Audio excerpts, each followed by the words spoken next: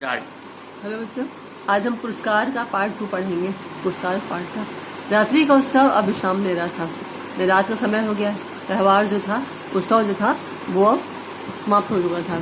राजकुमार अरुण में सम्मिलित नहीं हुआ। वह अपने विश्राम भवन में जागरण कर रहा था। आंखों में नींद न थी। राजकुमार अरुण जो है मगध से जो आया था, वह अपने विश्राम कक्ष में जाग रहा था। उसकी आंखों में नींद न थी।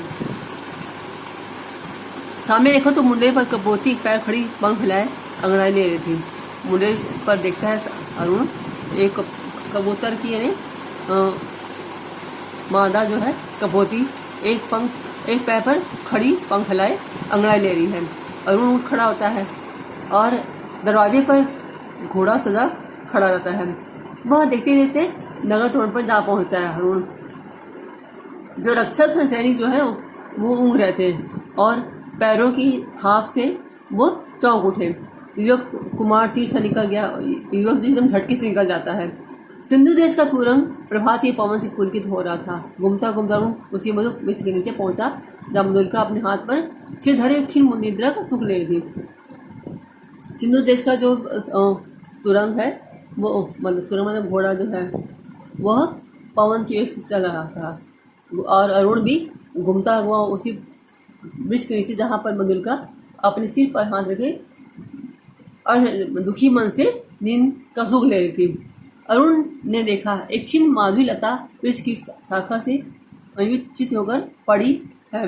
अरुण क्या देखता है, एक लता जो है, वृक्ष की जो लता है, वो मधुलिका के मुख पर पड़ी है। सुमन मुगलित ब्रह्मा निष्पन्न थे। फूल जो है खिले हुए भौरे पर मंडरा रहे थे। अरुण ने अपने घोड़े को मौन रहने का संकेत किया। सुषमा ने उस सुंदरता को देखने के लिए, परंतु जो कोयल है बोल उठती है, परंतु कोयल बोल उठती है। जैसे उसने अरुण से प्रश्न किया, छी कुमारी के सुंदर पर दृष्टिपात करने वाली दृष्टि तुम कौन हो? कोयल उसे मन ही मन सोचा। कोकिल जो है कोयल जो से पूछती है कि तुम सोई हुई मधुलिका के सौंदर्य पर नजर रखने वाले तुम दुष्ट कौन हो? मधुलिका की आगे खुल पड़ती है। उसने देखा एक अपरिचित युवक, वह चुप देखती है। एक अपरिचित युवक जो है वह शर्मा कर उठ जाती है। भद्रे, तुम्ही ने कल उत्सव की संचाल कर रही हो। और वो बोलता है, अरुण, औरत भद्र मतलब होता है, औरत भद्रे मतलब औरत होता है। तो तुम्हें वहाँ उस उत्सव के संचालन कर रही थी। उत्सव, हाँ उत्सव ही था। तो मधुलिका जो है बड़े ही यानी असर से पूछती, उत्सव कैसा उत्सव? तो बोलता है उत्सव ही तो था वह। कल उस सम्मान, हाँ, क्यों आपको कल का स्वप्न सता रहा है? भद्र, आप मुझे क्या इस अवस्था में संतुष्ट न देंगे? मधुलिका से क्वेश्चन करती है, प्रश्न पूछती है, क्या तुम कल का स्वप्न देख रही हो क्या? आप मुझे इस अवस्था में भी संतोष से नहीं रहने देंगे? मेरा हृदय तुम्हारे छवि का भक्त बन गया देवी। अरुण से बोलता है, तुम्हारी सुंदरता का भक्त बन गया मेरा हृदय। मेरे उस अभिनय का, मेरी विडम्बना का मनुष्य कितना निर्दय है। अपरिचित, क्षमा करो, जाओ अपने मार्ग। मधुलिका बोलती, मेरे उस नाटक का, ये तो मेरी विडम्बना है, मेरी मजबूरी है। मनुष्य कितना निर्मोही निर्दयी है। तुम अपरिचित हो, मुझे क्षमा करो और जाओ अपने रास्ते से। सरलता की देवी, मैं मगध का राजकुमार तुम्हारे अंदर का प्रार्थी हूँ। मेरे हृदय की भावना और गुंठन में रहना नहीं जानती। उसे अपनी वो मधुलिका से कहता है, सरलता की देवी, मैं तुमसे प्रार्थना करता हूँ। मैं मगध का राजकुमार हूँ, मैं तुम्हारा प्रार्थी हूँ। मेरे हृदय की वेदना को समझो, तुम नहीं जान रही हो।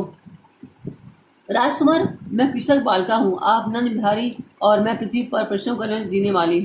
राजकुमार से कहती है कि मैं किसान की बेटी हूँ और आप जो हैं नंदन बिहारी हो। मैं तो पृथ्वी पर जमीन पर परिश्रम करके जीने वाली हूँ। आज मेरी स्नेह की भूमि पर आज से मेरा अधिकार छीन लिया गया है। मैं दुख से विकल हूँ, मेरा उपहास न करो। वो मधुलिका क्या कहती है, स्नेह की भूमि, प्यार से जो मेरी जो भूमि थी, मैं उससे अधिकार छीना गया है। मैं दुख से व्याकुल हूँ, मेरा मजाक न करो।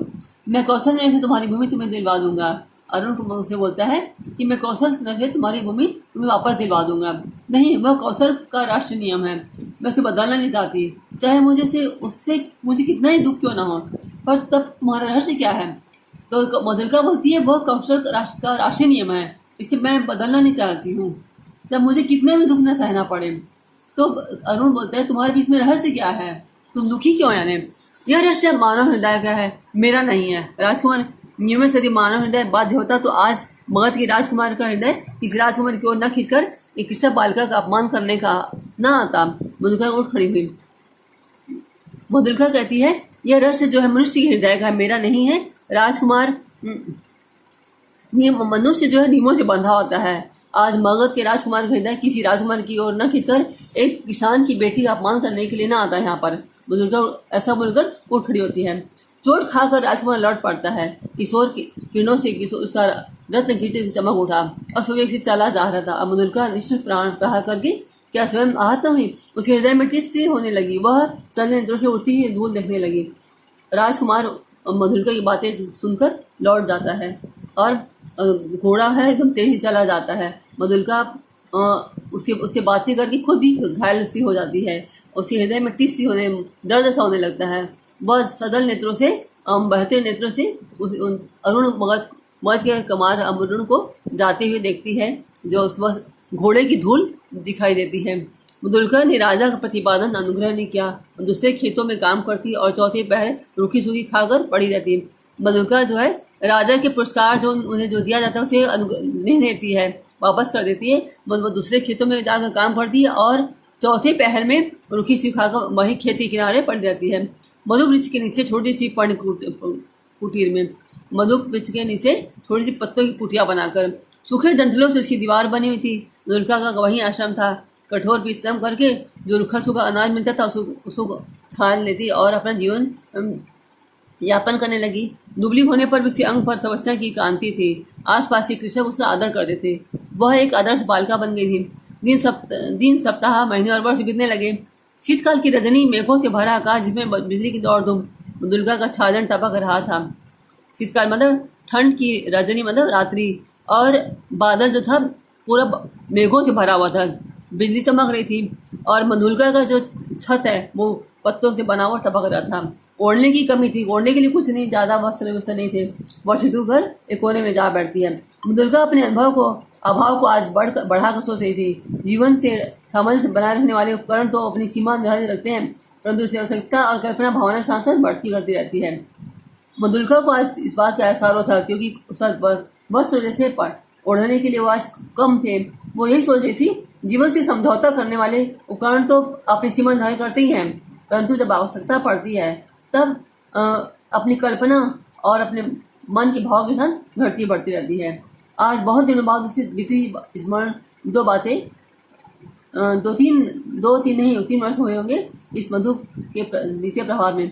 तो राजकुमार ने क्या कहा था, यानी आज बहुत दिन बाद मधुलिका को जो दो तीन वर्ष बीत जाते हैं, तो मधु के नीचे प्रभात में मतलब मधु के नीचे सवेरे उस राजकुमार ने क्या कहा था वह सोचने लग जाती है। वह अपने हृदय से पूछने लगती है उन चारकुली शब्दों को सुनने के लिए उत्सुक सी, यानी मनु राजकुमार अरुण जो है उसकी जो प्रशंसा करता है वो मन ही मन सोचकर थोड़ा सा अपने मन को अपने दिल से पूछने लगती है, क्या कहा था मगध के राजकुमार अरुण ने मुझसे। दुख दग्ध हृदय उन सब ने सी बातों को स्मरण कर सकता था, और स्मरण होता है तो भी कष्टों की इस काली निशा से वह कहने का साहस करता है, हाय रे विडम्बना। यानी इसी बातों को सोच सोचकर मन ही मन वह याद कर रही थी और ये सोच रही थी कि वह इतने कष्ट भरी काली रातें जो हैं उसमें भी वह राजकुमार जो मुझसे कहने का साहस रखता है, ये मेरी मजबूरी है। आज मधुलिका उस बीते क्षण को लौटा देने के लिए विकल थी। आज मधुलिका जो है, जो मगध का राजकुमार है, जिस बात को कह रहा था उस क्षण को, उस समय को लौटाने के लिए व्याकुल थी। दारिद्र्य की ठोकरों से व्यथित और अधीर कर दिया, यानी दरिद्रता की ठोकरों ने उसे और व्याकुल और बेचैन कर दिया। मगध की प्रासाद माला के वैभव का काल्पनिक चित्र से सूखे डंठलों के रंध्रों से नभ में बिजली की आलोक में नाश्ता दिखाई देने लगा। यानी मगध का जो महल है और उसका काल्पनिक चित्र में कल्पना करती है, और कहा मैं खुद सूखे डंठलों के पत्तों से बने हुए और आकाश में बिजली चमक रही है और बिजली का जो प्रकाश है वो नाश्ता सा दिखाई प्रतीत हो रहा है। खिलाड़ी शिशु जैसी आसामण की संध्या में जुगनू पकड़ने के लिए हाथ लगाता है, वैसे मधुलिका मन ही मन कह रही थी, जिस प्रकार बच्चा जो है जुगनू को पकड़ने के लिए हाथ लपकाता है, वैसे ही मधुलिका अपने मन से क्या कर रही है, वह समय जो निकल गया है। वर्षा ने भीषण रूप धारण कर लिया। अब वर्षा इतनी तेज हो जाती है, एकदम विकराल रूप धारण कर लेती है। गड़गड़ाहट बढ़ने लगती है, यानी बादल बहुत तेज से गड़गड़ाने लगते हैं। ओले पड़ने की संभावना मधुलिका अपनी जर्जर झोपड़ी के लिए कांप उठती है और ऐसा लगता है कि जैसे ओले पड़ने वाले हैं। तो मधुलिका यह सोचकर कांपने लगती है कि मेरी तो झोपड़ी है, मैं क्या करूंगी अब। अचानक से कुछ शब्द हुआ, कौन है यहाँ, पति को आशा चाहिए। और यही अंधेरा रहता है तो पूछती कौन है, मतलब पति मतलब राहगीर को आशा चाहिए। मधुलिका ने डंठलों का कपाट खोल दिया। मधुलिका ने दरवाजा खोल दिया डंठलों से जो बना हुआ था। बिजली चमक रही थी। उसने देखा एक पुरुष घोड़े की डोर पकड़ खड़ा है। सहसा वह चिल्ला उठी। क्या देखती है, सामने अरुण जो है घोड़े की डोर को पकड़ कर खड़ा हुआ है और अचानक से वो चिल्ला उठी, अरे राजकुमार। मधुलिका आश्चर्य से युवक ने कहा, मधुलिका। राजकुमार मगध का राजकुमार जो है अरुण, उससे पूछता है। मधुलिका आश्चर्य से पूछता है। एक क्षण के लिए सन्नाटा छा जाता है। मधुलिका अपनी कल्पना को सहसा पहले से देखकर चकित होती है। मधुलिका जो सोचती थी, कल्पना करती रहती है अरुण के बारे में, वो सामने देखकर आश्चर्यचकित हो जाती है। फिर सामने कैसे आ गया है ये, इतने दिन बाद आज फिर आ जाता है अरुण। अरुण ने कहा, कितना समझाया मैंने, परंतु वो कहता है कि मैं अपने को मैंने बहुत समझाया, लेकिन परंतु मैं रह न सका। मधुलिका अपनी दयनीय अवस्था पर संज्ञा करने देना नहीं चाहती थी। उसने कहा, और आज आपकी यह क्या दशा है। मधुलिका से अपनी करुण अवस्था को बताना नहीं चाहती, जतलाना नहीं चाहती थी उससे, और उससे पूछती आज आपकी क्या दशा है। सिर झुकाकर उन कहता है, मैं मगध का विद्रोही निवासित कौशल में जीविका खोजने आया हूँ। वो क्या कहता है सिर झुकाकर कि मुझे मगध का मैं विद्रोही हूँ, मुझे निकाल दिया गया है, मैं कौशल में अपनी जीविका में रोटी रोजी खोजने आया हूँ। मधुलिका संस्कार में हंस पड़ती है। मगध के विद्रोही राजकुमार का स्वागत करे एक अनाधुनिक कृषक बालिका है, यह भी विडम्बना है, तो मैं भी स्वागत के लिए प्रस्तुत हूँ। मधुलिका उस अंधेरे में हंसकर क्या बोलती है, मगध का विद्रोही राजकुमार का मैं स्वागत करती हूँ, लेकिन एक अनाथ कृषक बालिका, ये मेरी मजबूरी है, फिर भी मैं आपको स्वागत करती हूँ।